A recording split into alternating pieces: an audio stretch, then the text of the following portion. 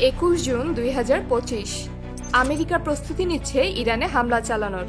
আমেরিকার টার্গেট ইরানের পরমাণু গবেষণা কেন্দ্রগুলোকে ধুলোয় মিশিয়ে দেওয়া। আর এই মিশনে B-2 বোমারু বিমানের সাথে বের করা হয়েছে F-117 নাইটহক যুদ্ধ বিমানকে। এই সেই যুদ্ধ বিমান যাকে পৃথিবীর মানুষ আগে কোনো মিশনে যেতে দেখেনি, শুধু কেবল নাম শুনেছে। এটাকে আমেরিকার আর্মিরা অদৃশ্য ভূত বলে ডাকে। এই যুদ্ধ বিমানটি যেমন ভয়ঙ্কর তেমনি রহস্যময়। এটাকে বিশ্বের সবচেয়ে আধুনিক স্টেলথ যুদ্ধ বিমান হিসেবে দেখা হয়, কারণ এই যুদ্ধ বিমানকে রাডারে একটা ছোট মৌমাছির মতো দেখায়।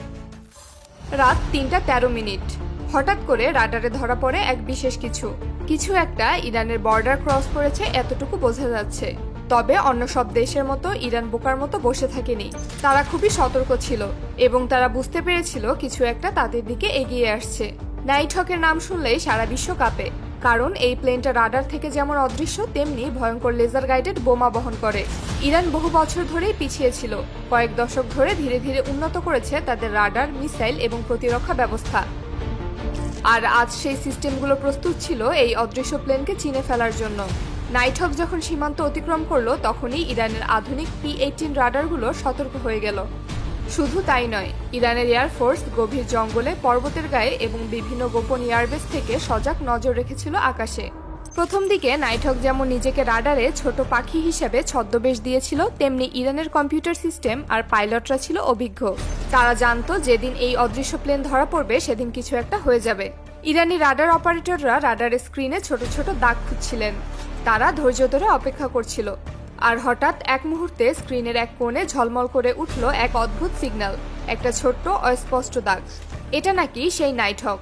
ইরানের এয়ারফোর্স এটাকে ভয় পাওয়ার থেকে তারা এটাকে চ্যালেঞ্জ হিসেবে নিয়েছিল।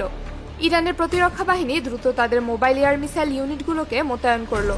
ড্রোন, মিসাইল, রাডার সব একসঙ্গে কাজ করলো। নাইটহক চেষ্টা করলো বিভিন্ন কৌশল অবলম্বন করতে। তারা জানতো আমেরিকান কোনো ফাইটার জেট তাদের আকাশে ঢুকে থাকলে এমনটাই হওয়ার কথা। একটু একটু করে কম্পিউটারে নাইটহকের অবস্থান আর গতিবিধি বুঝতে পারল ইরান।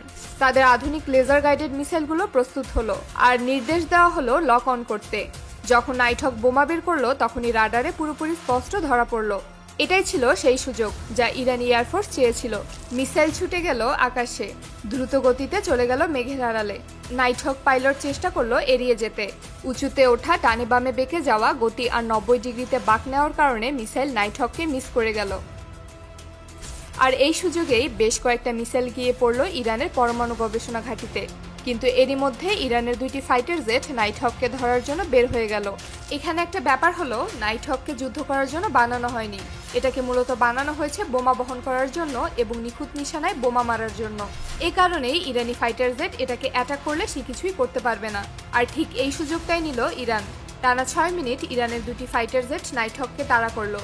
ইরানের ফাইটার জেট চালানো পাইলটরা জানে আমেরিকার এই নাইটহক যদি কোনোভাবে ইরানের আকাশ সীমা একবার পার করে ফেলে, তাহলে তারা আর কোনোভাবেই তাকে ধরতে পারবে না। তাই দুইজন পাইলট দুই দিক থেকে ধাওয়া করতে থাকলো। ইতিমধ্যে আমেরিকার হোয়াইট হাউসে পৌঁছে গেছে এই খবর। এরই মধ্যে ইরানের একজন পাইলট নাইটহকের দিকে মিসাইল লক করে ফেললো। আর তারপরেই ডিরেক্ট হিট। নাইটহকের একটা ডানা ভেঙে পড়লো আর কিছুক্ষণ পরেই এটা মাটিতে মিশে গেল। এই যুদ্ধ শুধু একটা প্লেন ধ্বংসের গল্প নয়, এটা ছিল ইরানের এক জমানো শক্তির পরিচয়, যা কিনা আধুনিক প্রযুক্তি আর ইরানের ঘুরে দাঁড়ানোর ফলাফল। 21 জুন 2025-এর সেই রাত ইরানের ইতিহাসে লেখা থাকবে। কিন্তু দুঃখের ব্যাপার হলো, আপনি শুধু বেশ কিছু আন্তর্জাতিক গণমাধ্যমেই কেবল এই খবর জানতে পারবেন, কারণ আমেরিকা বা ইসরায়েল কখনোই চায় না তাদের যে ক্ষয়ক্ষতি হয়েছে সেগুলো মিডিয়ার সামনে আসুক। তাই মিশনে যাওয়া আমেরিকার সবথেকে শক্তিশালী ফাইটার জেট নাইটহক বা B-2 বোম্বার, এগুলোর কোনো নিউজ